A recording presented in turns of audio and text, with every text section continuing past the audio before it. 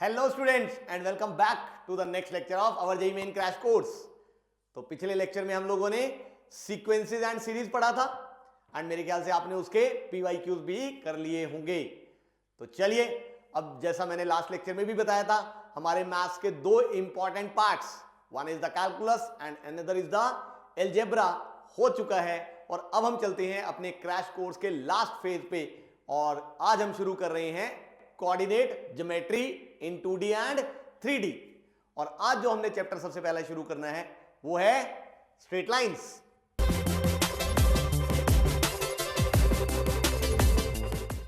हाँ जी स्टूडेंट्स, ये आ गया हमारे पास आज के लेक्चर का सबसे पहला क्वेश्चन।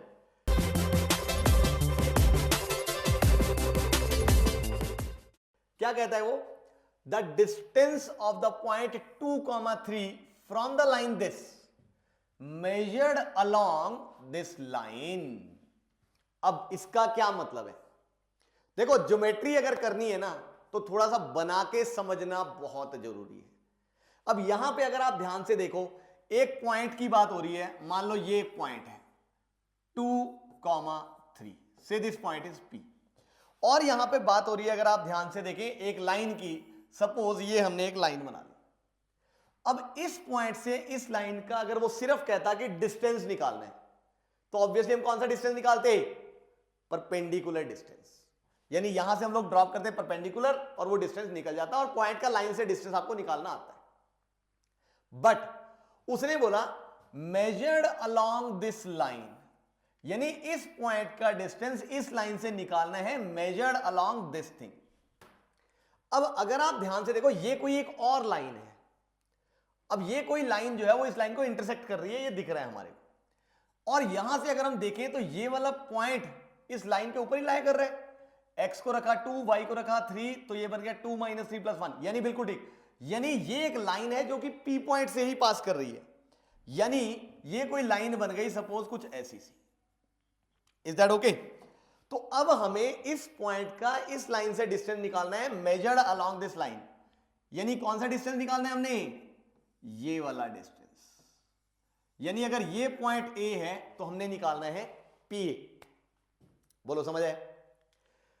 अब ऐसा डिस्टेंस निकालने के लिए हमें सिर्फ एक ही फॉर्मूला आता है, डिस्टेंस बिटवीन टू पॉइंट्स। तो इसका मतलब पी के कोऑर्डिनेट्स हमें पता है, अगर ए के कोऑर्डिनेट्स मिल जाएं तो बात खत्म। अब ध्यान से ऑब्जर्व करो, जो ए पॉइंट है वो है इस लाइन का और इस लाइन का पॉइंट ऑफ इंटरसेक्शन। तो दो लाइंस का पॉइंट ऑफ इंटरसेक्शन बोलो निकालना आता है? आई थिंक सबको पता है। तो एक काम करते हैं, कैसे निकालते हैं? दोनों इक्वेशंस को साइमल्टेनियसली सॉल्व करके। तो दिस इज 2x - 3y + 9 = 0।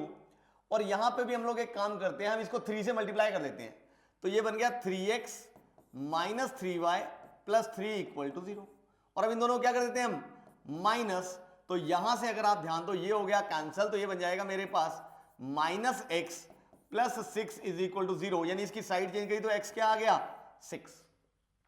और अब x की वैल्यू किसी एक इक्वेशन में पुट कर दो, जैसे मान लो मैंने इसी में पुट कर दी तो वहां से y आ जाएगा। तो x को जब मैंने 6 पुट किया तो ये आ जाएगा 6 - y + 1 = 0। यानी -y + 7 यानी -7, यानी y आ गया मेरे पास 7। तो ये आया x, ये आ गया y कोऑर्डिनेट, यानी जो पॉइंट A है उसके कोऑर्डिनेट्स आ गए बेटा मेरे पास 6, 7। और P ये रहा। अब हमने डिस्टेंस निकालना है AP, तो लगाओ distance formula, that is root of भाई x2 - x1 का होल स्क्वायर, 6 - 2 का होल स्क्वायर, 4 का स्क्वायर दैट इज 16, प्लस 7 - 3 का स्क्वायर दैट इज 4 का स्क्वायर विच इज 16। तो AP टर्न्स आउट टू, बेटा अगर आप ध्यान से देखो, √32, यानी कि 16 × 2, तो AP turns out to be 4√2 I think। तो this is the distance and hence option D is the correct answer। समझ आ गया? ये ध्यान से ऐसे measured along वगैरह और ये चीजें बहुत पूछी जाती है, तो this is an important question। वैसे ये 11th की NCERT का क्वेश्चन है, उसमें ऐसा क्वेश्चन है हमारे पास, बट स्टिल मेरे को था क्योंकि ऐसा क्वेश्चन आता है कॉम्पिटिटिव एग्जाम में, तो इसलिए आपको ऐसा क्वेश्चन सॉल्व करना आना चाहिए। तो फिर से कह रहा हूं, ज्योमेट्री में बना के समझना बहुत जरूरी है। मैक्सिमम बच्चों को ज्योमेट्री में दिक्कत आती है, ज्योमेट्री के क्वेश्चन मुश्किल लगते हैं। जबकि आप कॉम्पिटिटिव एग्जाम के क्वेश्चंस को देखोगे तो कोऑर्डिनेट ज्योमेट्री, चाहे 2D की चाहे 3D की, आप क्वेश्चंस को देखोगे तो मोस्टली क्वेश्चंस एवरेज या अबव एवरेज आते हैं, डिफिकल्ट नहीं आते ज्योमेट्री से, ना जेई मेन में ना जेई एडवांस में। बट मैक्सिमम बच्चों को ये ज्योमेट्री मुश्किल लगती है। क्यों? क्योंकि हम ऐसे बना के समझते नहीं है, हम बस सॉल्व करना शुरू कर देते हैं। वो अलजेब्रा है कि जो फॉर्मूला बेस चलता है, बट यहां पे फॉर्मूला बेस नहीं चलता। समझना है कि ज्योमेट्रिकली हो क्या रहा है, तब जाके हमारा क्वेश्चन इजीली सॉल्व हो सकता है, तभी हम लोग कह सकते हैं कि भाई हमारा आंसर क्या आएगा। Is that okay? तो चलिए गाइस, आई थिंक समझ आ गया होगा। तो अब हम बढ़ते हैं नेक्स्ट क्वेश्चन पे।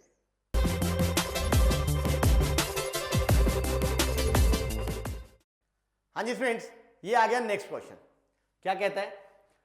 Two mutually perpendicular straight lines L1 and L2 through the origin form an isosceles triangle with the line this with base on the given line। ठीक है, यानी अगर हम यहां पे बात करें तो वो क्या कह रहा है, देखो, दो म्यूचुअली परपेंडिकुलर लाइंस, मान लीजिए मैंने एक लाइन ये ले ली, तो दूसरी लाइन इसके परपेंडिकुलर बनेगी कुछ ऐसी सी, और यहां से ये बन गया हमारे पास एक आइसोसेलेस राइट एंगल्ड ट्रायंगल। यानी यहां पे सपोज ये आ गया O, दैट इज ओरिजिन, जिससे ये दोनों म्यूचुअली परपेंडिकुलर लाइंस पास कर रही है। ये आ गई हमारे पास line 2x plus y is equal to 5, and suppose ये आ गया वर्टेक्स मेरे पास A और ये आ गया मेरे पास वर्टेक्स B। इनमें से एक लाइन है L1 से ये वाली, एक लाइन है L2 से ये वाली। ये फिगर है। अब स्टेटमेंट 1 में वो ये कह रहा है area of the isosceles triangle, और स्टेटमेंट 2 में वो कह रहा है L1 L2 are the angle bisectors of this line and this line. तो बेसिकली L1 L2 की इक्वेशंस की बात कर रहा है वो। अगर इक्वेशंस पता लगी तो हमें पता लग जाएगा बाइसेक्टर है। और स्टेटमेंट 1 में वो कह रहा है कि एरिया की बात हो रही है। तो अब क्वेश्चन पढ़ते ही हमें पता लग रहा है, क्योंकि एंगल बाइसेक्टर्स का, और वहां से जब हम यूज करके एरिया निकालने की कोशिश करेंगे तो सिर्फ इनके यूज से एरिया नहीं निकलने वाला। इसका मतलब अगर स्टेटमेंट 1 स्टेटमेंट 2 करेक्ट आ भी गई तो करेक्ट एक्सप्लेनेशन तो नहीं हो सकती, दैट्स फॉर श्योर। तो यानी हम लोग चेक कर लेते हैं इंडिविजुअली कैसे चेक किया जाए। अब L1 L2 की इक्वेशंस की बात हो रही है, और वो कह रहा है कि इन दोनों के लाइन के एंगल बाइसेक्टर्स हैं। अब दो लाइंस का एंगल बाइसेक्टर में निकालना आता है, याद कीजिए। तो क्या करें हम लोग, अगर इन दोनों के एंगल बाइसेक्टर्स की हम बात करें तो कैसे निकालेंगे? Mod of 2x plus y upon root of a square plus b square that is root 5 is equal to mod of 2y minus x upon of course root of a square plus b square which is root 5। तो ये हुआ cancel. एक बार दोनों mod open हो गए with same science, यानी कि ये वाली चीज, और दूसरी बार ये दोनों मॉड्स ओपन हो गए विद अपोजिट साइंस, यानी ये है 2x प्लस वाई, ये पॉजिटिव से तो ये नेगेटिव से, तो ये आ जाएगा मेरे पास x माइनस 2y। यानी जो बाइसेक्टर्स, इन दोनों के बाइसेक्टर्स की इक्वेशन आई, मैं उसको अगर ठीक करके लिखूं तो यहां से आ गया मेरे पास 3x is equal to y, इधर दिस, और अगर आप ध्यान से देखो यहां से अगर मैं निकालूं तो ये आ जाएगा मेरे पास भाई x है ना, यहां से बनेगा x इज इक्वल टू, ये उधर गया तो माइनस 3y। यानी ये आ गए दोनों के दोनों बाइसेक्टर्स इन दोनों लाइंस के।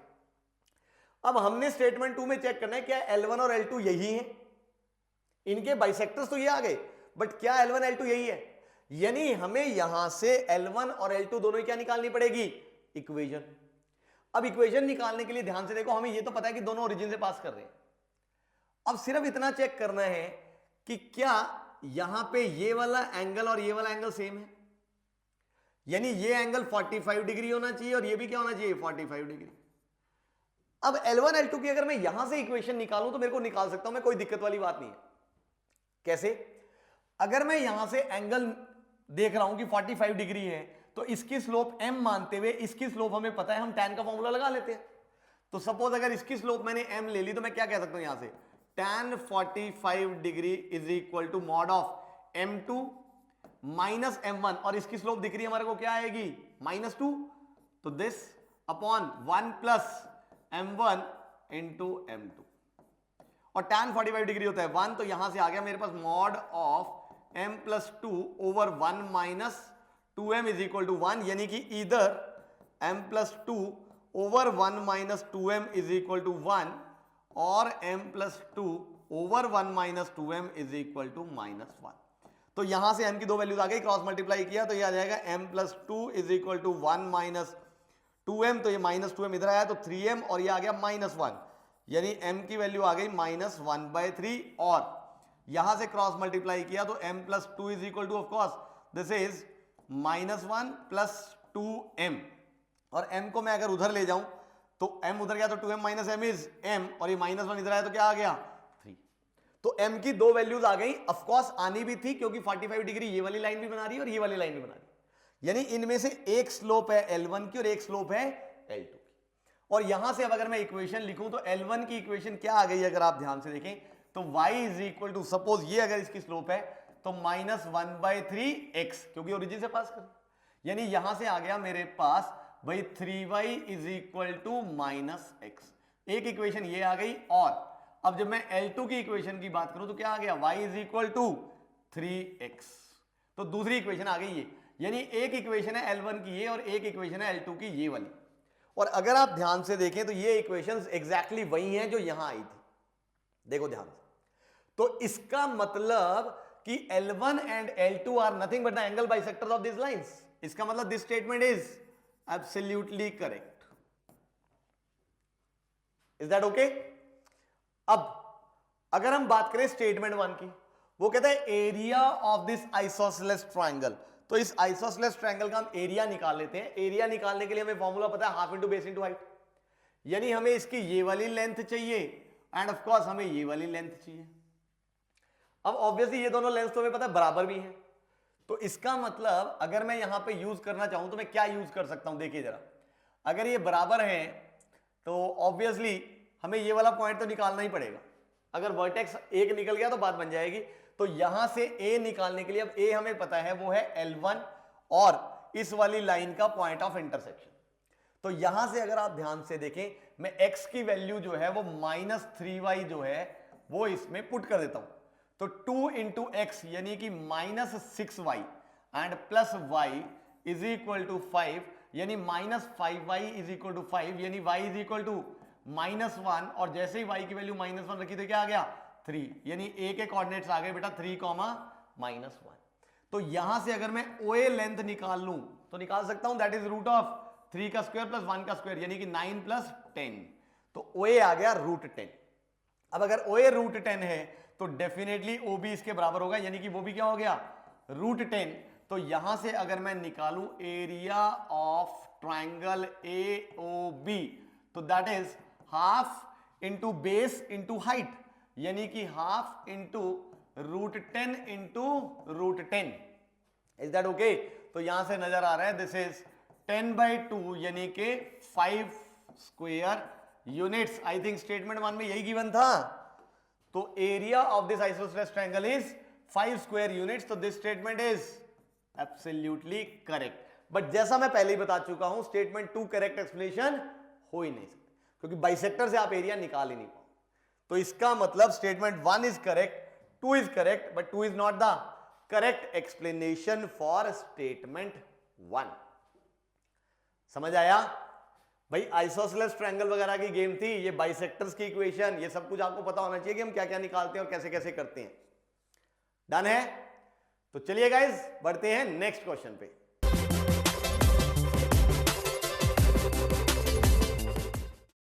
हाँ जी फ्रेंड्स, ये आ गया नेक्स्ट क्वेश्चन। क्या कहता है वो? If x1 x2 x3 are the abscissae of the points a1 a2 a3 respectively, where the lines this and this meet the line this, such that m1 m2 m3 are in AP, then x1 x2 x3 are in AP GP HP or none of these। तो देखो चार lines की बात हो रही है। सबसे पहले तो एक लाइन की बात हुई है, सपोज हमने ये वाली लाइन बना ली। अब ये लाइन आ गई 2x - y + 3 = 0। इसके साथ साथ इन तीन लाइंस की बात हो रही है और ये तीनों की तीनों लाइंस मुझे दिख रही है ओरिजिन से पास कर रही है। तो सपोज एक लाइन बन गई हमारे पास ओरिजिन से पास करने वाली, ये एक लाइन हमारे पास बन गई सपोज ये, एंड एक लाइन बन गई हमारे पास सपोज ये। तो ये मैंने तीनों लाइंस बना ली। अब यहां से मुझे x1 x2 x3 की बात करनी है। अब वो क्या कह रहे हैं, x1 x2 x3 are the abscissae of this point. तो x1 इसका एब्सिसे है, x2 सपोज इसका एब्सिसे और x3 इसका एब्सिसे। Is that okay? तो चलिए एक काम करते हैं, क्योंकि ये जो पॉइंट है ये है मेरे पास सपोज इस लाइन और इस लाइन का point of intersection. Is that okay? तो हम एक काम करते हैं, ये वाला पॉइंट निकाल लेते हैं। सपोज अगर ये पॉइंट ए है तो मैंने ए पॉइंट निकालना है। अब ये तो हमें पता है कि इसका जो एक्स कोऑर्डिनेट है that is x1। Y coordinate कैसे निकालें? अब अगर आप ध्यान से देखें भाई, यहां पे y कोऑर्डिनेट अगर मैं देखूं तो वो भी x1 की टर्म्स में आ जाएगा। कैसे? दोनों को साइमल्टेनियस सॉल्व कर लो। तो जैसे ही मैंने यहां पे x की जगह रखा x1 और यहां पे माइनस y की जगह क्या आ गया मेरे पास, m1 into x1 plus 3 equal to 0। Is that okay? तो वैसे तो जो y1 है वो x1 की टर्म्स में आ गया, बट अगर आप ध्यान से देखो मैं x1 की वैल्यू भी निकाल सकता हूं यहां से।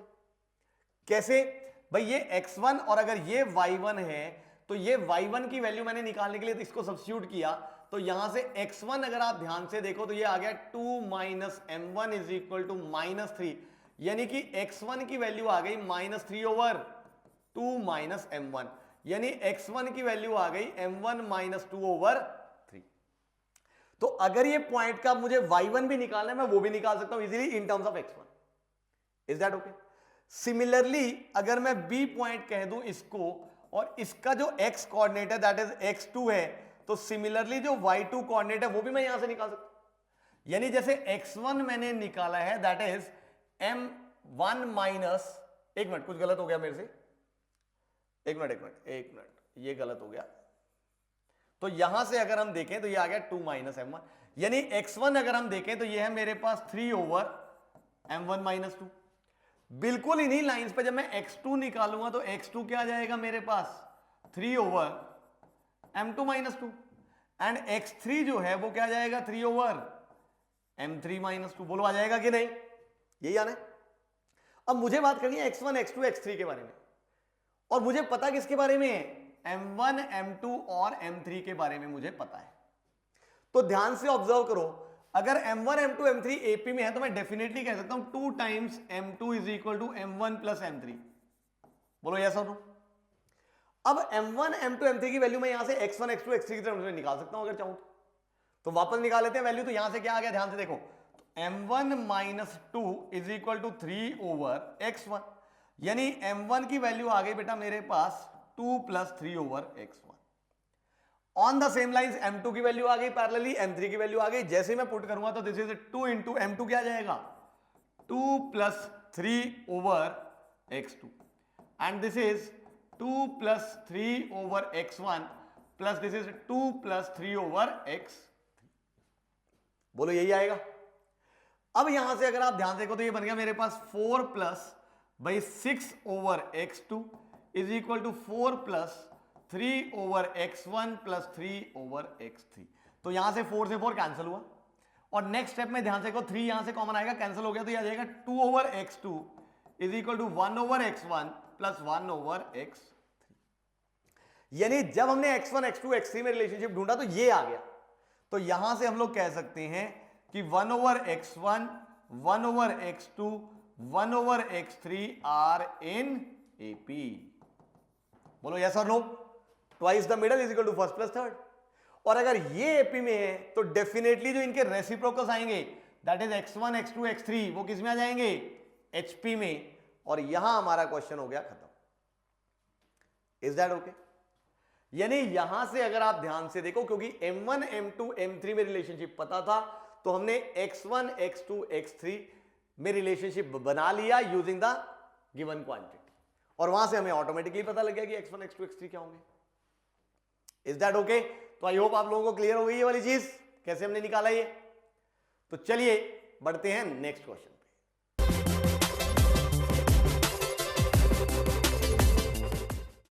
हाँ जी स्टूडेंट्स, ये आ गया नेक्स्ट क्वेश्चन। क्या कहता है वो इस क्वेश्चन में, देखिए जरा।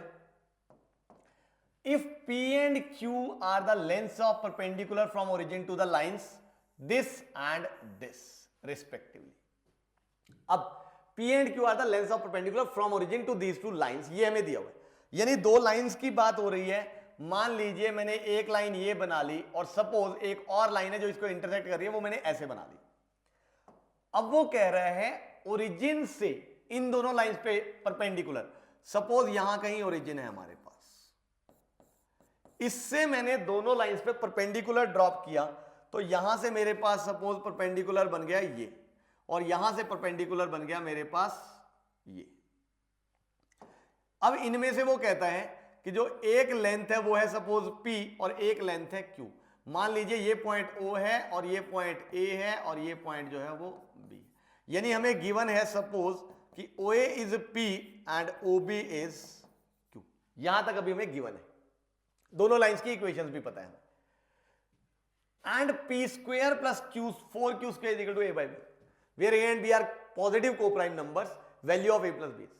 यानी कुल मिला के मुझे P square plus 4Q square के बारे में बात करनी है। अगर मैंने वो निकाल लिया तो ये और भी पता लग जाएंगे, क्वेश्चन सॉल्व हो जाएगा। तो P और Q कैसे निकालें? चलिए सबसे पहले P निकालते हैं। अगर आप ध्यान से देखो, ये जो स्मॉल p है ये है ओरिजिन का डिस्टेंस इस वाली लाइन से, यानी पहली लाइन सपोज ये वाली, इस एक लाइन से हमने डिस्टेंस निकालना है किसका भाई? ओरिजिन का। तो सबसे पहले अगर आप ध्यान से देखो, इस लाइन को हमने लिख लिया x cos theta minus y sin theta is equal to 0.5, यानी कि ऑफकोर्स 1/2। तो यहां से आ जाएगा मेरे पास 1/2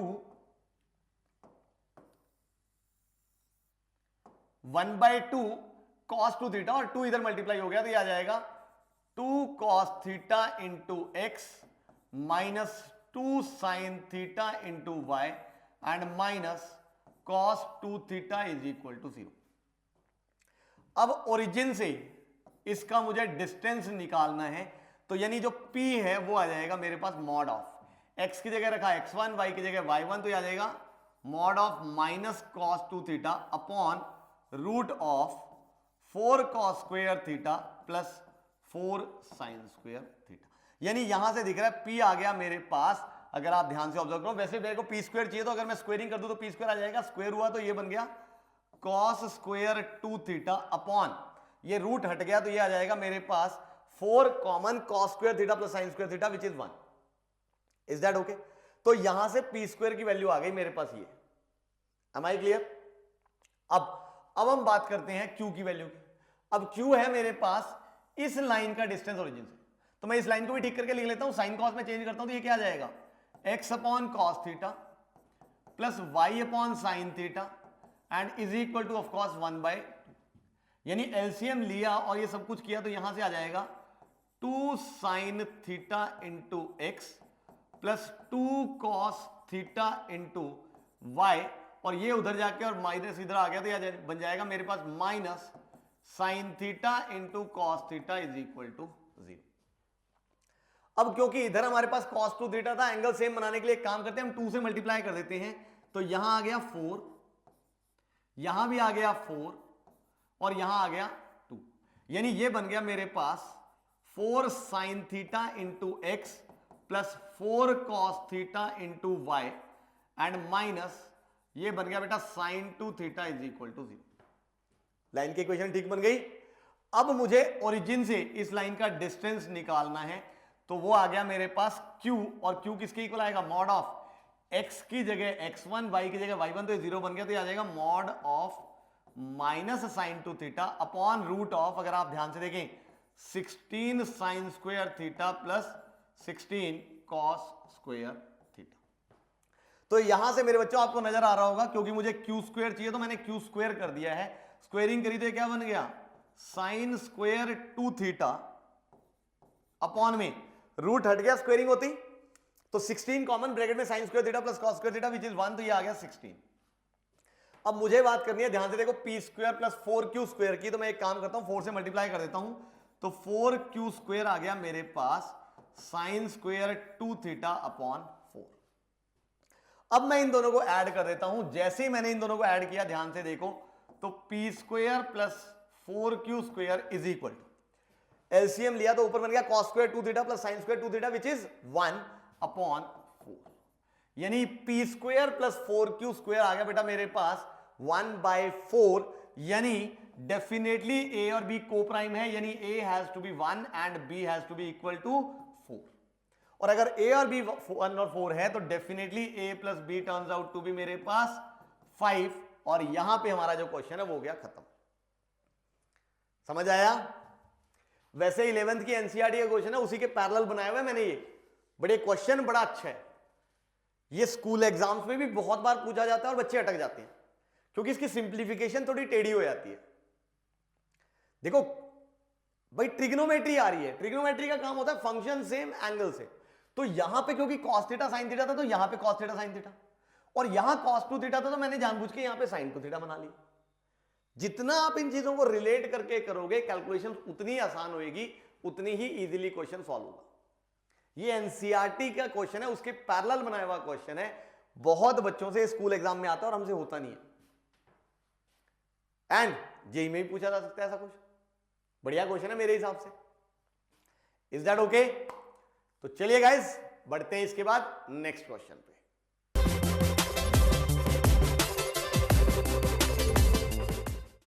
हाँ जी फ्रेंड्स, ये आ गया नेक्स्ट क्वेश्चन, स्टेटमेंट वाला क्वेश्चन है। तो स्टेटमेंट 1 में वो कहता है if the circum centre of a triangle lies at the origin, circum centre की बात हो रही है, and centroid is the midpoint of the line segment joining these 2 points, then its orthocenter lies at this। यानी एक triangle के जो 3 important points होते हैं हमारे पास, one is the circumcentre, another is the centroid, another is the orthocentre, तीनों के बारे में बात हो रही है। तो ये है स्टेटमेंट 1, और स्टेटमेंट 2 में वो कहता है circumcentre, centroid and orthocentre of a triangle are collinear. तो भाई जो स्टेटमेंट 2 में लिखा हुआ है वो तो हमें पता है रिजल्ट है। अगर आपको याद हो तो आप लोगों ने पढ़ा हुआ है एक रिजल्ट जिसमें हम कहते हैं इन एनी ट्राइंगल, चाहे जैसा मर्जी ट्राइंगल हो, जो हमारे पास ऑर्थोसेंटर होता है H, सेंट्रॉयड होता है G, एंड सर्कम सेंटर होता है that is O, are collinear. ये एक रिजल्ट होता है हमारे पास। इनफैक्ट रिजल्ट इससे भी बेहतरीन होता है, बल्कि कि वो कहता है in any triangle HGO lies on a line and G divides the join of H and O in the ratio 2:1। ये होता है एग्जैक्टली, इसको बोलते हैं Euler's line, Euler's line named after the scientist. तो HGO 2:1 ये रिजल्ट होता है जो हमें पता होना चाहिए। यानी जैसा मर्जी ट्रायंगल हो जाए, H, G and O will lie on a straight line and G will divide the join of H and O in the ratio 2:1। ये होती है आयलर्स लाइन, ये रिजल्ट होता है। यानी जो स्टेटमेंट 2 है वो डेफिनेटली करेक्ट है। Is that okay? अब कई बच्चों में इसमें कंफ्यूजन हो जाती है कि भाई किधर से किधर ज्वाइन करें, कौन बीच में आएगा। H2O वाटर रटा हुआ है ना सबको, वाटर का फॉर्मूला कोई नहीं भूलेगा, चाहे रात को किसी को 2 बजे उठा के पूछो वाटर का फॉर्मूला क्या होता है, H2O। बिल्कुल वैसे ये HGO 2:1, उससे याद रखो, कभी भी नहीं भूलोगे, कभी कंफ्यूजन नहीं होगी। वरना यूजुअली बच्चे क्या करते हैं कि HGO 2:1 था या HOG 2:1 था या GHO 2:1 था, क्या थी रेशो, क्या थी, किधर से थी, ये गड़बड़ हो जाती है। तो इसलिए याद कैसे रखना है, H2O HGO 2:1। M I clear? तो ये है आयलर्स लाइन। अब स्टेटमेंट 1 में भी कुछ ऐसी सी बात हो रही थी, सर्कम सेंटर की बात थी, सेंट्रॉयड की बात थी और ऑर्थो सेंटर की बात थी। इनफैक्ट 2 पॉइंट दिए हुए हैं, तीसरा निकालना है। अब circum centre lies on origin, यानी कि ओ हमें दिया हुआ है 0,0 पे। सेंट्रॉयड की हमने बात करनी है, सेंट्रॉयड हमें गिवन नहीं है, बट क्या बोला है, centroid is the mid point of the line segment joining these 2 points. तो 2 पॉइंट्स अगर पता है तो मिड पॉइंट आप लोगों को पता है भाई, x1 + x2/2 यानी 2 + 4 दैट इज 6/2 इज 3, कॉमा भाई y1 + y2/2 तो यानी कि 3 + 7 10/2 इज 5, एंड यहां पे आ गया मेरे पास ऑर्थो सेंटर। तो आई थिंक 2:1 कर लोगे यूज। Is that okay? यानी यहां से जब हम h निकालेंगे तो क्योंकि आंसर में ये ट्रू है, इसका मतलब डेफिनेटली ये 9,15 आ जाएगा using the section form. I think ये सेक्शन फॉर्मूला आपको आता है, इसको अल्फा कॉमा बीटा मानते हुए रेशियो लगाएंगे तो बात बन जाएगी।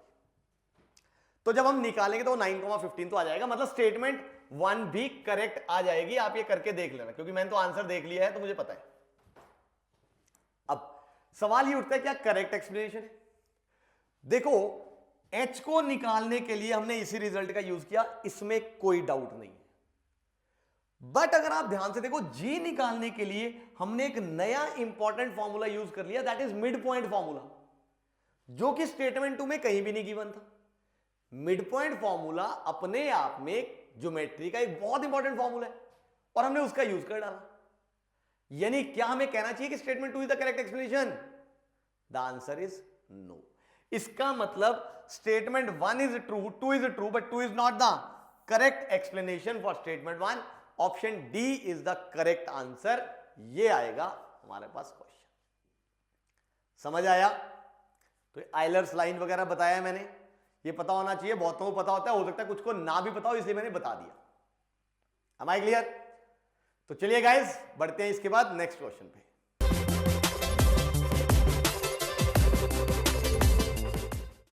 हाँ जी स्टूडेंट्स, ये आ गया नेक्स्ट क्वेश्चन। क्या कहता है वो? Alpha comma beta is the circum centre of triangle ABC. एक ट्रायंगल एबीसी की बात हो रही है, यानी अगर मैं यहां पे बनाऊं सपोज ये, फिर उसके बाद इधर ये और फिर इधर ये, तो ये मैंने एक ट्रायंगल बना लिया A B C. Suppose this is A, this is B and this is C. अब वो क्या कहता है? Given that equations of A B and A C are, यानी इसकी ए बी की इक्वेशन पता है हमें 3x plus 4y minus 2 equal to 0, and A C की इक्वेशन पता है that is x plus 3y minus 4 equal to 0, and C lies on x axis, यानी definitely C alpha comma 0 type का है। Is that okay? Also the mid point of BC is M।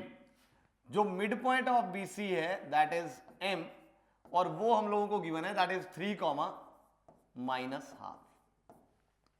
Then write the value of जिंट of alpha plus beta. ये जिंट का symbol है भाई, आप सबको पता होता है।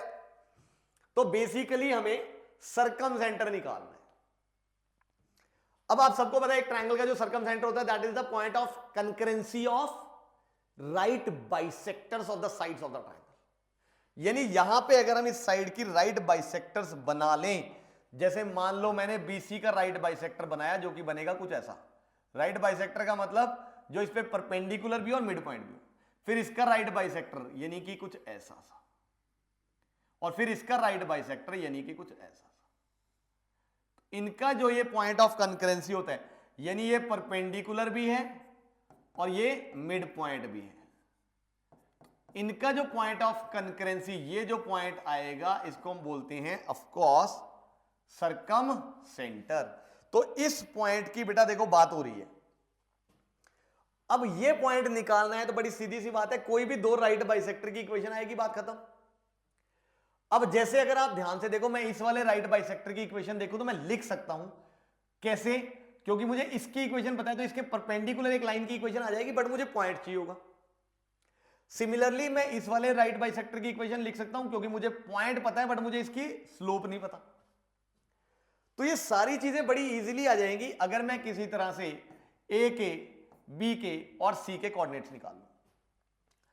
चलिए तो कोऑर्डिनेट्स निकालना शुरू करते हैं। अब कोऑर्डिनेट्स निकालना है तो सबसे पहले ए के कोऑर्डिनेट्स इजीली निकल रहे हैं क्योंकि ए है ए बी और ए सी का पॉइंट ऑफ इंटरसेक्शन। दो लाइंस का पॉइंट ऑफ इंटरसेक्शन कैसे निकलता है भाई? Solving the two equations simultaneously. तो दोनों इक्वेशन को साइमल्टेनियस सॉल्व करने के लिए काम करते हैं। देखो मैं फर्स्ट वाली को एज इट इज रिटेन करता हूं और जो सेकंड वाली इक्वेशन है उसको 3 से मल्टीप्लाई कर देता हूं, तो that is 3x plus 9y minus 12 equal to 0, और दोनों को माइनस कर देता हूं। तो ये आ गया मेरे पास, कैंसिल हुआ तो ये बन गया minus 5y plus 10 is equal to 0, यानी y आ गया 2। और अब ये y की वैल्यू किसी एक इक्वेशन में पुट करी तो x आ जाएगा, that is 3x plus 8 minus 2, यानी 3x plus 6 is equal to 0, यानी 3x is equal to minus 6, तो x आ गया माइनस 2। यानी जो इनका पॉइंट ऑफ इंटरसेक्शन है, जो a के कोऑर्डिनेट्स है वो आ गए माइनस 2,2। चेक कर लो मैंने ठीक किया ना, माइनस 2 तो ये बन गया माइनस 6 प्लस 8, बिल्कुल ठीक, minus 2 and this is plus 6, बिल्कुल ठीक है। तो ये आ गया पॉइंट ए। अब बी निकालने के लिए हमें पता है, क्योंकि m is the mid point of B and C, तो अगर मैं b का x कोऑर्डिनेट ले लूं question mark plus of course alpha upon 2, तो ये किसके इक्वल आएगा मेरे पास 3 के, बोलो है कि नहीं। यानी यहां से डेफिनेटली हम लोग कह सकते हैं कि question mark turns out to be of course by 2 3 6 minus alpha, यानी इसका जो x कोऑर्डिनेट है वो आ गया मेरे पास 6 माइनस अल्फा। एंड सिमिलरली अगर मैं y कोऑर्डिनेट निकालूं तो मैं कह सकता हूं question mark plus 0 upon 2 is equal to minus half, यानी ये हुआ कैंसिल, तो क्वेश्चन मार्क क्या आ गया यहां से ऑफ कोर्स माइनस 1। यानी मेरे बच्चों अगर आप ध्यान से देखो b के जो x कोऑर्डिनेट है वो आ गया 6 माइनस अल्फा और y कोऑर्डिनेट आ गया माइनस 1, बट अल्फा चाहिए होगा। अब अल्फा निकालने के लिए हमें पता है कि ये जो b पॉइंट है that is 6 minus alpha comma minus 1, this is definitely lying on this line, यानी इस लाइन की इक्वेशन क्या करेगा सेटिस्फाई, तो करा दो सेटिस्फाई। तो 3 इंटू एक्स की जगह पुट किया 6 माइनस अल्फा, तो 3 6 18 minus 3 alpha, 4 into minus 1 is minus 4 minus 2 is equal to 0, तो 18 और ये बन गया माइनस 6, तो 18 माइनस 6 इज 12, उधर गया तो minus 12 minus 3 alpha is equal to minus 12, यानी अल्फा इज इक्वल टू 4। यानी डेफिनेटली बेटा p के कोऑर्डिनेट्स आ गए, b के कोऑर्डिनेट्स आ गए 2 कॉमा माइनस 1, 4 ही आ रहा है ना, क्योंकि 18 माइनस 6 12, उधर गया तो माइनस 12, तो बिल्कुल ठीक। तो ये आ गए b के कोऑर्डिनेट्स, और अगर b के कोऑर्डिनेट्स आ गए हैं तो अल्फा आ गया है, तो यानी डेफिनेटली c भी आ गया मेरे पास, दैट इज 4 कॉमा 0।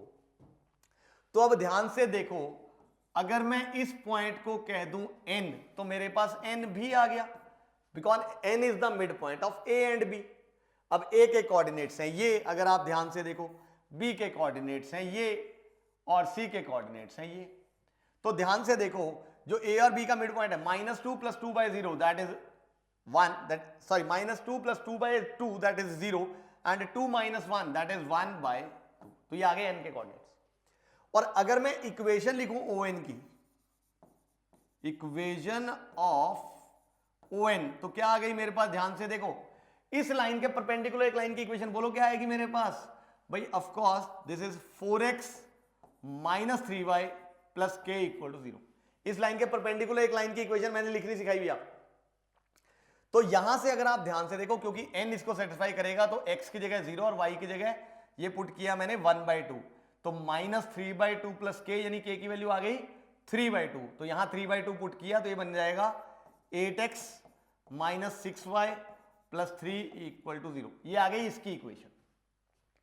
अब सिमिलरली अगर आप ध्यान से देखो OM की इक्वेशन, अब अगर हमने लिखनी है इक्वेशन ऑफ OM, तो उसके लिए हमें OM की स्लोप भी चाहिए होगी, बट स्लोप नहीं पता अगर आप ध्यान से देखें तो, हाँ बट अगर तुम ध्यान से देखो तो स्लोप ऑफ BC पता है हम लोगों को, अगर हम ध्यान से देखें तो BC की स्लोप निकल सकती है, क्योंकि B ये CA, तो slope of BC turns out to be, अगर आप ध्यान देखो, y2 minus y1 that is 1 upon x2 minus x1 that is 1/2, यानी OM की स्लोप क्या आ गई, इसका नेगेटिव रेसिप्रोकल, यानी माइनस 2। तो M पॉइंट ये रहा, स्लोप ये रही, तो y minus y1 is equal to M which is minus 2 into x minus x1। तो यहां से इक्वेशन बन गई, अगर आप ध्यान से देखो 2y प्लस 1, और ये 2 जो एलसीएम लेने पे उधर मल्टीप्लाई बन गया -4, तो आ जाएगा -4x, और -4 इंटू -3 इज +12, यानी ये इक्वेशन आ गई मेरे पास 4x plus 2y, and of course ये 12 इधर आ गया तो ये बन गया -11 इक्वल टू। अब यहां से जो O पॉइंट है वो इन दोनों लाइंस का क्या होगा भाई, point of intersection. Can you find, दो लाइंस का पॉइंट ऑफ इंटरसेक्शन निकालना आता है by solving there equation simultaneously. तो मैं दूसरी इक्वेशन को एक काम करता हूं, 3 से मल्टीप्लाई कर देता हूं, तो ये आ जाएगा 12x plus 6y minus 33 equal to 0, और ये इक्वेशन है 8x minus 6y plus 3 equal to 0, और मैंने जैसे ही दोनों को ऐड किया तो ये बन गया 12 और 8 20, और ये बन गया -30, तो 20x इज इक्वल टू 30, यानी x इज इक्वल टू 3/2, और x की वैल्यू किसी एक में पुट कर लो तो y आ जाएगा। अगर आप ध्यान से देखें तो यहां से y क्या आ गया भाई, देखना जरा, 4 इंटू 3/2 दैट इज 12/2 यानी कि 6, और 6 माइनस 11 इज -5, तो 2y इज इक्वल टू 5, यानी y इज इक्वल टू 5/2। यानी यहां से मुझे दिख रहा है बेटा alpha is 3/2 and beta is 5/2, दोनों को ऐड करना है तो क्या आएगा मेरे पास 8/2 विच इज 4, और 4 का जिंट क्या जाएगा 4। तो ये आ गया आंसर। इस तरह से हम किसी भी ट्रायंगल का ऑर्थो सेंटर, सरकम सेंटर, सेंट्रॉइड वगैरह हम कुछ भी निकाल सकते हैं। अगर आप ध्यान से देखो सेंट्रॉइड भी हमें दिख रहा था, अगर निकालना तो हम निकल जाता, और अगर ऑर्थो सेंटर और सरकम सेंटर आ गया तो सेंट्रॉइड भी आ जाएगा, सॉरी सेंट्रॉइड और सरकम सेंटर आ गया तो ऑर्थो सेंटर भी आ जाएगा। Am I clear? तो समझ आ गया? आई देखो लेंदी क्वेश्चन था, ध्यान से समझ के करने वाला था, चीजों को रिलेट करना पड़ेगा तब जाके ज्योमेट्री में क्वेश्चन सॉल्व होंगे। एंड उससे भी इंपॉर्टेंट चीज क्या करना पड़ेगा, बना के देखना पड़ेगा। Am I clear? तो चलिए गाइस बढ़ते हैं नेक्स्ट क्वेश्चन पे।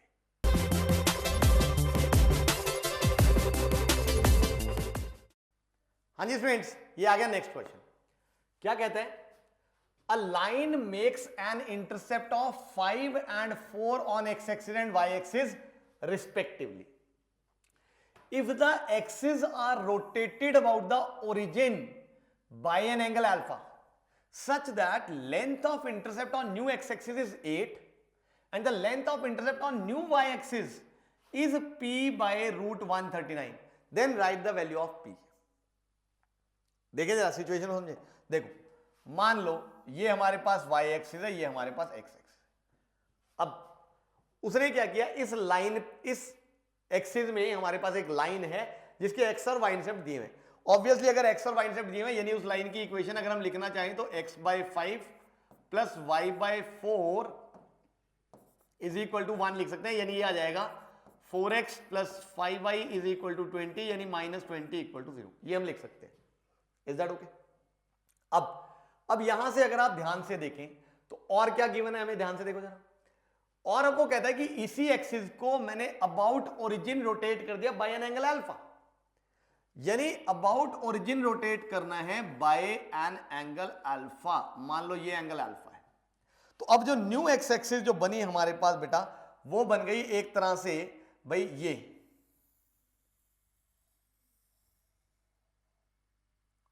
ये आ गई हमारे पास new X axis, and obviously ये आ गई हमारे पास न्यू वाई एक्सिस, रोटेट हो गई। और जो लाइन थी हमारे पास वो लाइन है भाई सपोज कुछ ऐसी, जो ओरिजिनल लाइन थी हमारे पास वो ओरिजिनल लाइन है हमारे पास कुछ ऐसी सी। Is that okay? I think ये वाली चीज समझ आई हमें कि हम क्या कह रहे हैं। क्लियर है? अब यहां से अगर आप ध्यान से ऑब्जर्व करो तो हमें P की वैल्यू निकालनी है, क्योंकि न्यू के केस में अगर आप ध्यान देखो हमें x इंटरसेप्ट और y इंटरसेप्ट दिया हुआ है, यानी अगर हम न्यू के हिसाब से अगर मान लो ये हमने मान लिया कि ओरिजिनल है और ये न्यू है, तो न्यू कोऑर्डिनेट सिस्टम में अगर मैं इसकी इक्वेशन लिखूं तो क्या आ जाएगी, x/8 प्लस y अपॉन भाई of course p/√139 is equal to of course 1। I think यही बनेगा। तो यहां से ये हमें दिख रहा है कि भाई ये बन गया मेरे पास x/8 plus √139 into y/p is equal to 1, यानी अगर हम एलसीएम ले लें तो ये आ जाएगा px plus 8√139 into y and of course -8p is equal to 0। ये आ गई इस लाइन की equation according to the original coordinate system, and ये आ गई according to the new coordinate system. अब P की वैल्यू निकालने के लिए हम कंडीशन क्या लगाएं, ध्यान से ऑब्जर्व करो यार, चाहे दोनों में से कोई सा भी केस हो, चाहे ओरिजिनल वाला केस हो चाहे नई वाला केस हो, लाइन तो यही है अपनी जगह, यानी लाइन यहां है और इसके साथ साथ ओरिजिन भी बेचारा यहीं का यहीं है। इसका मतलब चाहे मैं इस ओरिजिनल वाले कोऑर्डिनेट सिस्टम के हिसाब से इस लाइन का डिस्टेंस निकालूं फ्रॉम ओरिजिन, चाहे मैं नए वाले के हिसाब से अगर आप ध्यान से देखो मैं डिस्टेंस निकालूं फ्रॉम दिस लाइन, देखो ये डिस्टेंस दोनों केसेस में सेम ही आ रहा है। देखो दिख रहा है कि नहीं, क्योंकि ओरिजिन यही है और लाइन यही है, तो जब मैं ये परपेंडिकुलर डिस्टेंस निकालूंगा of the origin from the line तो वो तो दोनों ही केसेस में यही आना है। इसका मतलब आई कैन से चाहे आप ओरिजिन का डिस्टेंस निकाल लो इस लाइन से, चाहे आप ओरिजिन का डिस्टेंस निकाल लो इस लाइन से, दोनों डिस्टेंसेस क्या हैं इक्वल। बोलो यस और नो। तो अब डिस्टेंस निकाल लेते हैं। पॉइंट का लाइन से डिस्टेंस हमें निकालना था, या निकालेंगे तो क्या आ जाएगा भाई, mod of -20 upon of course root of 4 का स्क्वायर 16 प्लस 5 का स्क्वायर इज 25, तो रूट 41 इज इक्वल टू, इसका ओरिजिन से डिस्टेंस निकाला तो क्या आ गया, mod of -8p upon root of, अगर आप ध्यान से देखें क्या आ गया मेरे पास, p square plus 8 that is 64 into 139, तो ये आ गया मेरे पास डिस्टेंस। अब यहां से ध्यान से देखो, अगर मैं क्रॉस मल्टीप्लाई कर दूं, स्क्वेयरिंग कर दूं, तो ये बन जाएगा मेरे पास भाई, बड़ी सीधी सी बात है कि p square plus 64 into 139, is that okay? और ये किससे मल्टीप्लाई हो रहे हैं, 20 के स्क्वायर से, that is of course 400 is equal. यहां पे बन गया मेरे पास 64 इंटू पी स्क्वायर, और ये 41 इधर मल्टीप्लाई हो गया, तो इंटू क्या आ गया 41। आई थिंक नजर आ रही है वाली चीज। अब यहां से हम लोग पी स्क्वायर वाली टर्म्स इकट्ठा कर लेते हैं, तो ये आ जाएगा 400 P square minus 64 into 41 into P square, and of course is equal to, अगर आप ध्यान से देखें तो ये देखना जरा क्या बनेगा भाई हमारे पास, ये आ गया माइनस भाई 64 इंटू 139 इंटू ऑफ कोर्स 400। तो यहां से आई थिंक पी निकाल लेते हैं हम लोग। अब उसके लिए पहले इसको थोड़ा सिंप्लीफाई करते हैं। देखो यहां से दिख रहा है 16 कॉमन आ जाएगा और पी स्क्वायर भी कॉमन आ जाएगा, तो 16 पी स्क्वायर कॉमन आया, यहां से पी स्क्वायर कॉमन गया, 16 कॉमन गया, क्या बचा यहां पे 25 माइनस, यहां से 16 कॉमन गया, 4 बचा, तो 4 इंटू 41 क्या बनेगा, 4 into 41, 4 1 4 and 4 4 16, and is equal two of course minus 64 into 139 into of course 400। तो अब ये बन गया, अगर आप ध्यान से देखें माइनस, देखना जरा इन दोनों को माइनस किया क्या बनेगा, 5 गया 159, 10 गया 149, 139, तो this is minus 139 into 16 P square is equal two of course minus 64 into 139 into of course 400। तो यहां से ध्यान से देखो यार, ये माइनस से माइनस गया और इधर से 139 भी गया, एंड 16 4 था, तो यहां से पी स्क्वायर आ गया, ये तो पी मेरे को दिख रहा है बेटा, 4 का स्क्वायर रूट इज 2 एंड 400 का स्क्वायर रूट इज 20, तो p की value turns out to be 40, और ये हमारा आ गया आंसर। समझ आई वाली चीज? ये रोटेशन का पढ़ते ही कई तो क्वेश्चन छोड़ देंगे कि भाई रोटेशन हो रही है, पता नहीं क्या करना पड़ेगा, बना के समझो तो सही। जैसे ही बनाया दिखा कि ओरिजिन से डिस्टेंस सेम रह रहा है, कंपेयर किया, बात खत्म। इसलिए मैं बार बार कहता हूं, देखते ही छोड़ना is not a good option. आपको यह देखना पड़ेगा कि क्वेश्चन को समझा है या नहीं समझा है, समझने के बाद आप डिसीजन लो कि ठीक है यार नहीं हो रहा है, छोड़ दिया। आई होप क्लियर है ये वाली चीज, समझ आ गई होगी। अच्छा क्वेश्चन था, बढ़िया, काफी अच्छा क्वेश्चन था मेरे हिसाब से। Is that okay? तो चलिए समझ आ गया होगा, तो इसके बाद हम लोग बढ़ते हैं नेक्स्ट क्वेश्चन पे।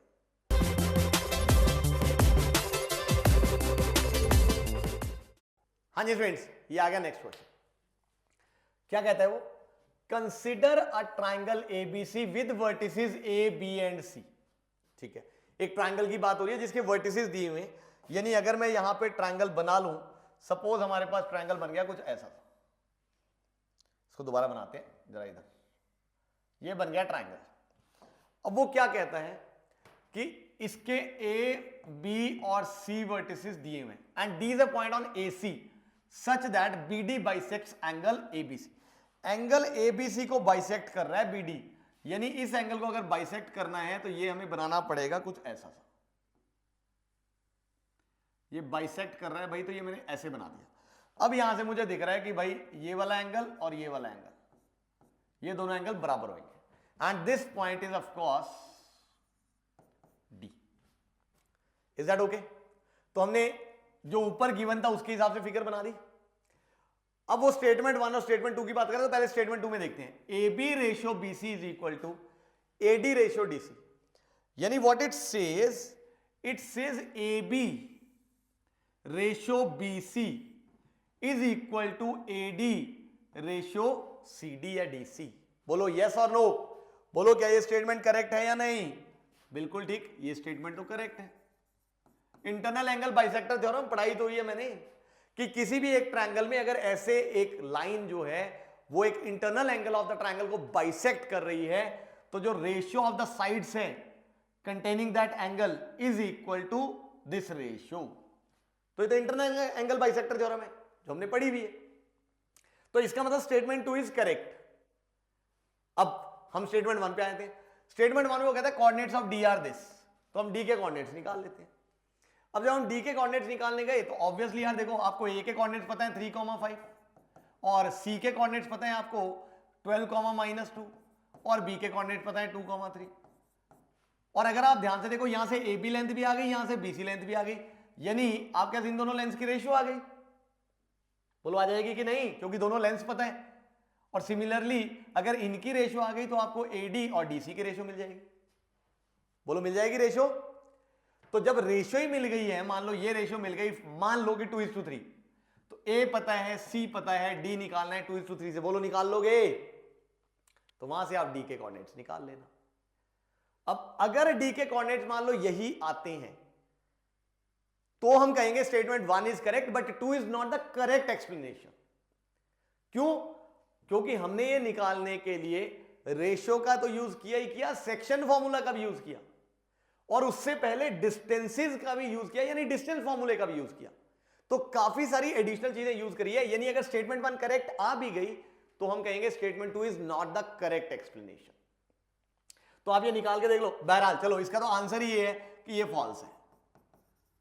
तो यानी ज्यादा दिक्कत वाली बात ही नहीं है।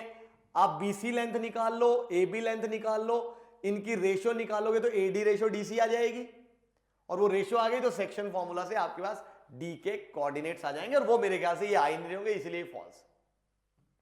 M I clear? तो ये मैंने ये इंटरनल एंगल बाइसेक्टर थ्योरम बताने के लिए मैंने ये आसान सा क्वेश्चन रखा था। जिनको ये आती होगी उनके लिए तो ये 2 मिनट का क्वेश्चन है, बट कईयों को पता नहीं होती, इसलिए मैंने जानबूझ के क्वेश्चन यहां पे लिया है ताकि जिनको ना पता हो उनको पता लग जाए। Am I clear? तो चलिए गाइस बढ़ते हैं नेक्स्ट क्वेश्चन पे।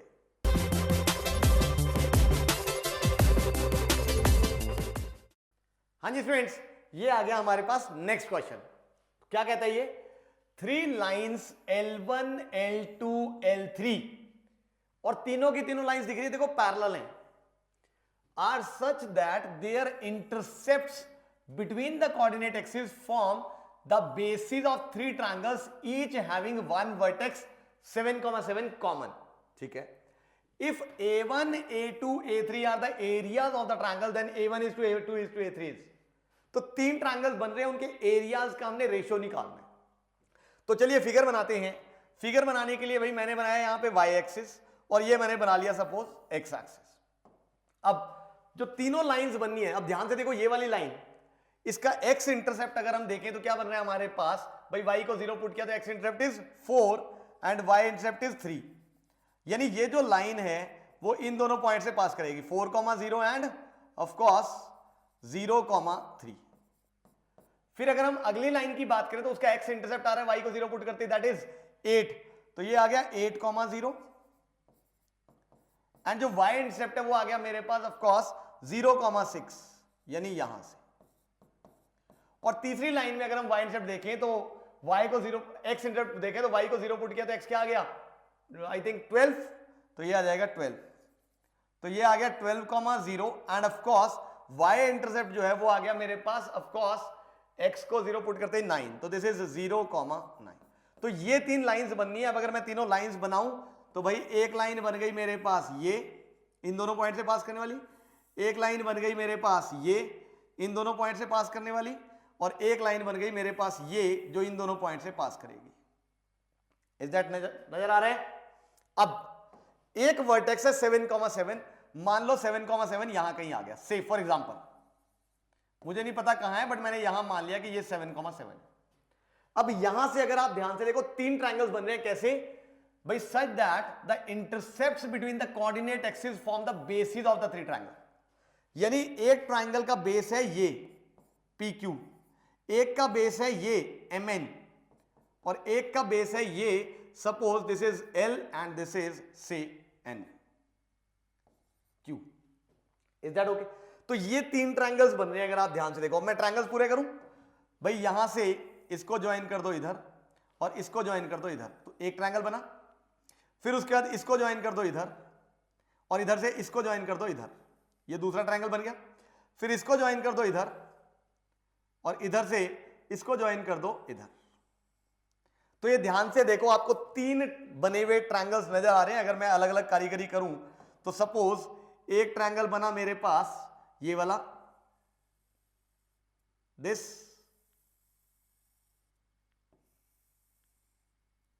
आई थिंक ये नजर आ रहा है। फिर एक ट्रायंगल अगर मैं बनाऊं यहां पे तो वो बन रहा है ये वाला,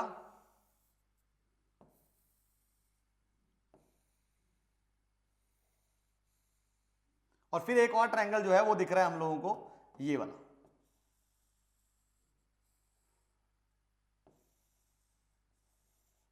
तो ये 3 ट्रायंगल्स बन रहे हैं जो अलग अलग कलर में मैंने बनाए। आई थिंक नजर आ रहे हैं आपको सभी। अब मुझे तीनों के एरियाज निकालने हैं, इनफैक्ट एरियाज की रेशियोज निकालनी है। That is of course A1 is to A2 is to A3। अब ये रेशियोज हम लोग कैसे निकालें, देखें जरा। अब ध्यान से देखो, यहां पे ये रेशियोज निकालने के लिए देखो, अगर मैं इस वाले ट्रायंगल की बात करूं तो the area is going to be half into base into height. और हाइट की अगर मैं बात करूं तो देखो, यहां से जब मैं ये परपेंडिकुलर बनाऊंगा तो ये हाइट आ गई मेरे पास इस ट्रायंगल के रिस्पेक्ट में, ये हाइट आ गई इस ट्रायंगल के रिस्पेक्ट में, और ये वाली हाइट आ जाएगी इस ट्रायंगल के रिस्पेक्ट में।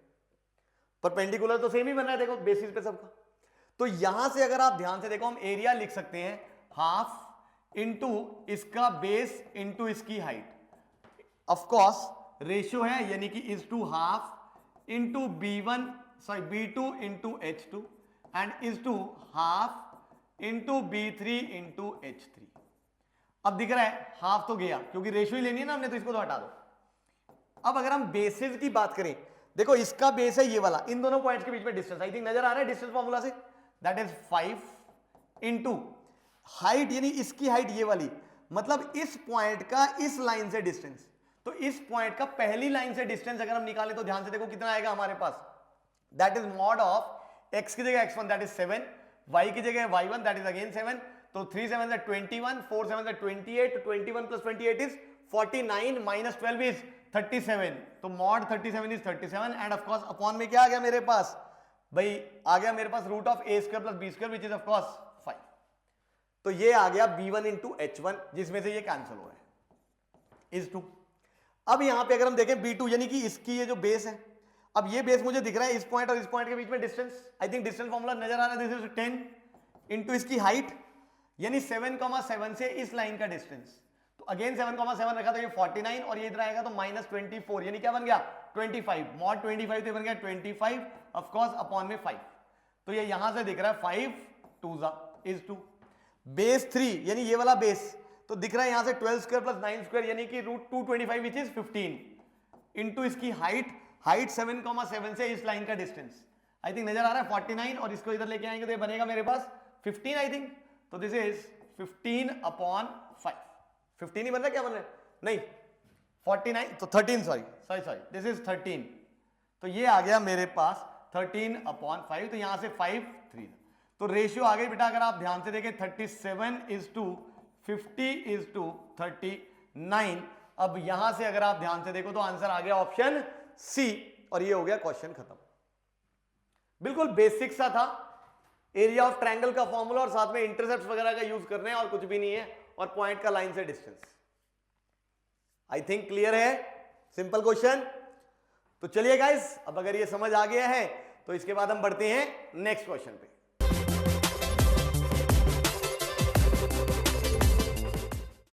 हाँ जी स्टूडेंट्स, ये आ गया नेक्स्ट क्वेश्चन। क्या कहता है वो, right the integer values of m for which the x coordinate of the point of intersection of the lines this and this is also an integer। यानी इन दोनों लाइंस का जो पॉइंट ऑफ इंटरसेक्शन है वो क्या होना चाहिए, एक इंटीजर होना चाहिए उसका x कोऑर्डिनेट। ऐसी m की वैल्यूज लिखनी है हमने, तो क्योंकि दोनों लाइंस के पॉइंट ऑफ इंटरसेक्शन के x कोऑर्डिनेट की बात हो रही है तो हम निकाल लेते हैं। अब ये है y equal to mx plus 1 और ये वैल्यू यहां पुट कर देते हैं, तो ये आ जाएगा 3x plus 4 into this is mx plus 1 is equal to 9, यानी ये आ गया 3x plus 4mx plus 4 is equal to 9, यानी x कॉमन तो ये आ जाएगा 3 plus 4m is equal to of course 5, यानी x की वैल्यू आ गई बेटा 5 अपॉन 4m प्लस 3। अब ये जो x क्वांटिटी क्या आना चाहिए, एक इंटीजर। ऐसी इंटीग्रल वैल्यूज ऑफ m सोचनी है हमने जिसके लिए इंटीजर आ जाए। अब देखो ये बड़ा बढ़िया नंबर है क्योंकि ऊपर 5 है और नीचे 4m+3 और अल्टीमेटली हम चाहते हैं एक इंटीजर आ जाए। इसका मतलब ये इंटीजर तभी आ सकता है जब 4m+3 क्या हो जाए, इज ईदर इक्वल टू ±1 और इक्वल टू ±5। बोलो यस और नो। जब ये ±1 हो गया तब भी अल्टीमेटली इंटीजर आ गया, और अगर ये ±5 हो गया तब भी इंटीजर आ गया। इसके अलावा ये और कभी इंटीजर आ ही नहीं पाएगा। देखो ध्यान से, बोलो नजर आ रहा है?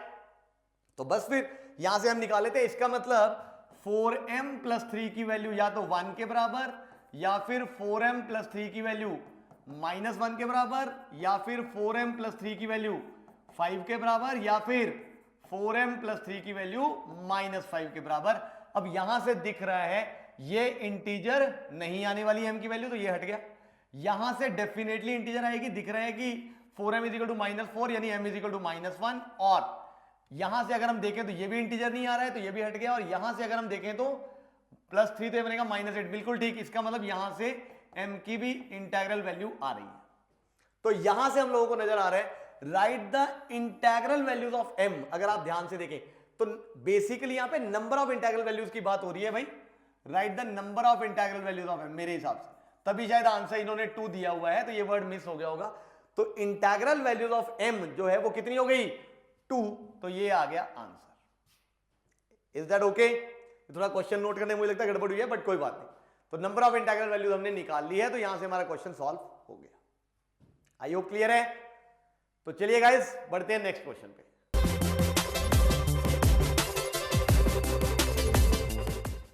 हाँ जी स्टूडेंट्स, ये आ गया नेक्स्ट क्वेश्चन।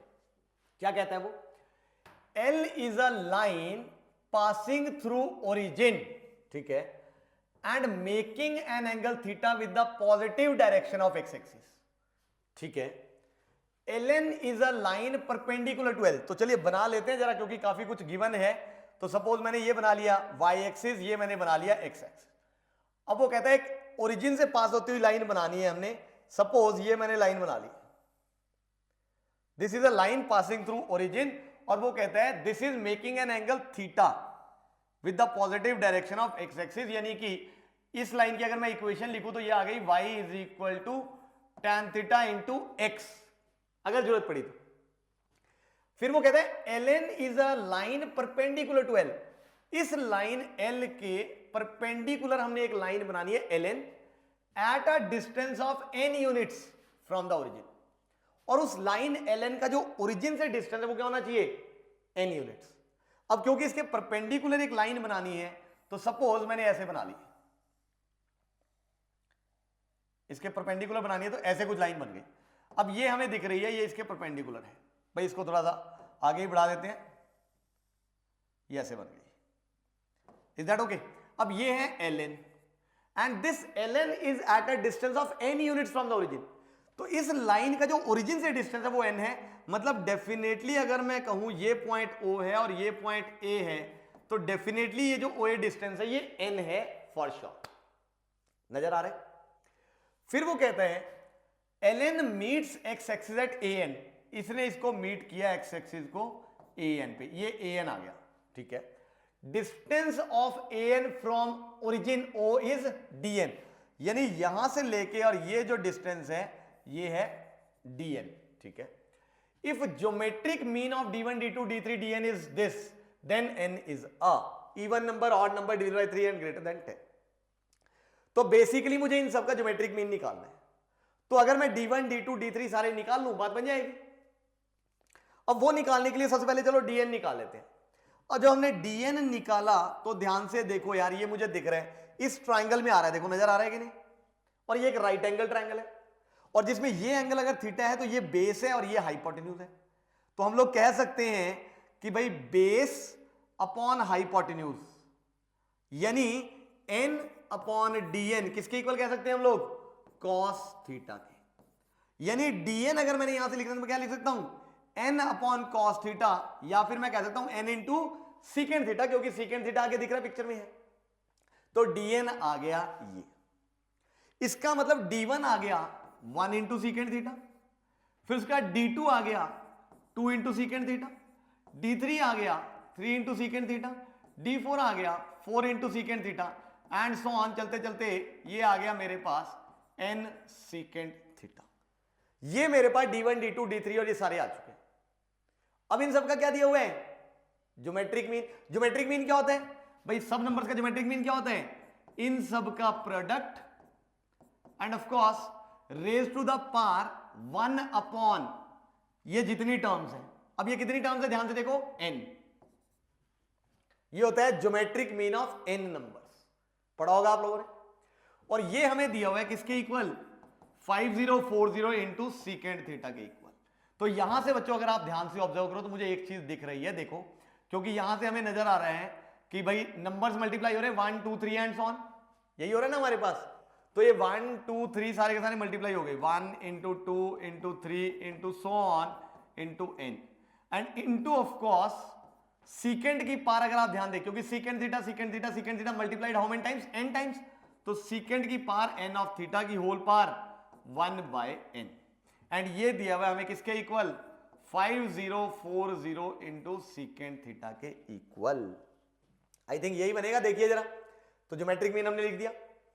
अब यहां से हमें दिख रहा है क्योंकि होल पार n है तो ये बन गया मेरे पास एक तरह से n फैक्टोरियल, है ना।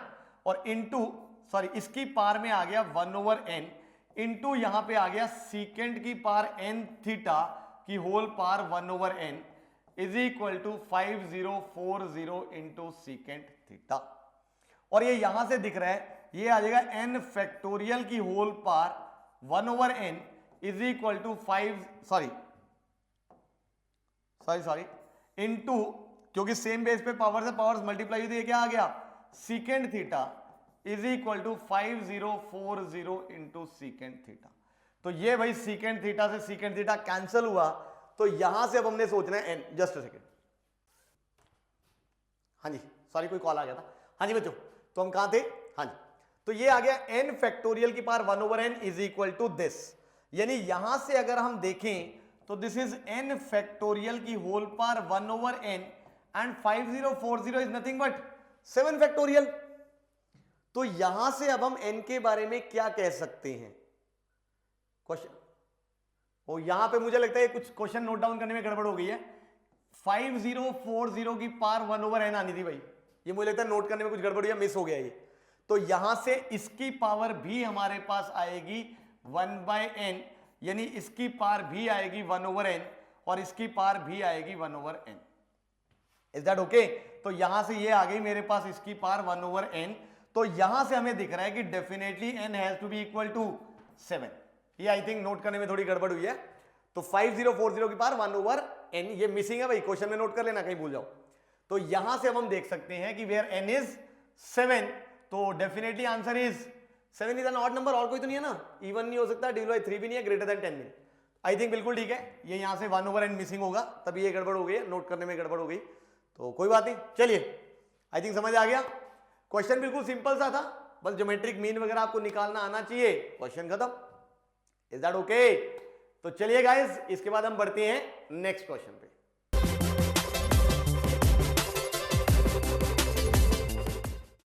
हाँ जी फ्रेंड्स, ये आ गया नेक्स्ट क्वेश्चन। क्या कहता है वो? Reflection of this point in this line is P, locus of P lies on hyperbola, parabola, ellipse and circle. चलिए देखते हैं। देखो सिचुएशन क्या है, एक लाइन की बात हो रही है, मान लीजिए ये एक लाइन है। अब वो कहता है एक पॉइंट है हमारे पास A, मान लीजिए यहां है पॉइंट A, दैट इज 5,12। इस लाइन में जब मैंने इसकी रिफ्लेक्शन ली, रिफ्लेक्शन का मतलब है कि बिल्कुल ऐसे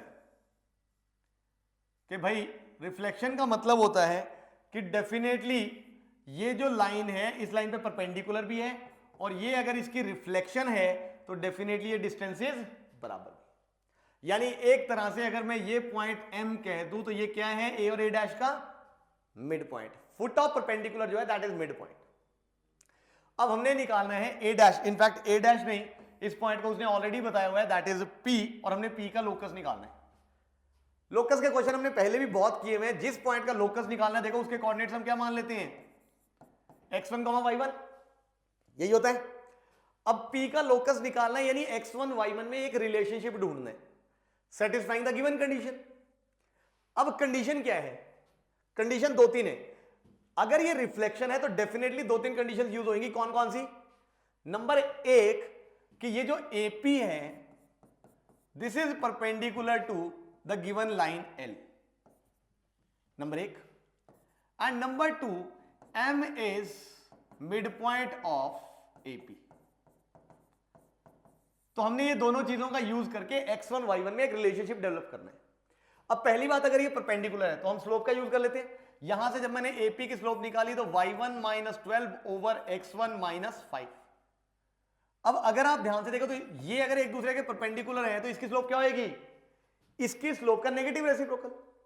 और L की स्लोप अगर आप ध्यान से देखो, मुझे यहां से दिख रही है, क्या है? tan theta. इसका नेगेटिव रेसिप्रोकल यानी -1 ओवर tan थीटा। यानी अगर हम इसको कहना चाहें तो हम लोग कह सकते हैं, क्रॉस मल्टीप्लाई किया तो tan theta is equal to minus of x1 - 5 over y1 - 12। tan theta की वैल्यू ये आई। अब m मिड पॉइंट है, इसका भी यूज करना है। अब अगर m मिड पॉइंट है तो हम m तो निकाल सकते हैं। कैसे भाई? मिड पॉइंट फॉर्मूला से x1 + 5/2 कॉमा y1 + 12/2। और हमें यह भी पता है कि m पॉइंट जो है वो इस लाइन पे लाई कर रहे हैं, यानी m इस पॉइंट को क्या करे, लाइन को क्या करेगा? सेटिस्फाई। तो करवा दो। तो y की जगह y कोऑर्डिनेट यानी कि y1 + 12/2 is equal to x की जगह x coordinate that is x1 + 5/2 and of course into tan theta. बोलो दिख रहा है कि नहीं? सेटिस्फाई करेगा। अब हमें रिलेशनशिप चाहिए x1 y1 में। ये तो दो अलग अलग रिलेशनशिप आ गए जिसमें x1 y1 तो है, साथ में tan थीटा भी है, बट हमें रिलेशनशिप सिर्फ किसमें चाहिए? x1 y1 में। यानी दोनों से अगर मैं क्या कर दूं, tan थीटा को इलिमिनेट, तो बात खत्म। तो इलिमिनेट क्या करना है? पुट कर दो tan थीटा की वैल्यू। ये वाली वैल्यू मैंने जैसे ही यहां पुट करी तो ये क्या आ गया? y1 + 12/2 is equal to x1 + 5/2 into tan theta की वैल्यू पुट करेंगे तो ये आ जाएगा माइनस बाहर, and this is x1 - 5 over y1 - 12।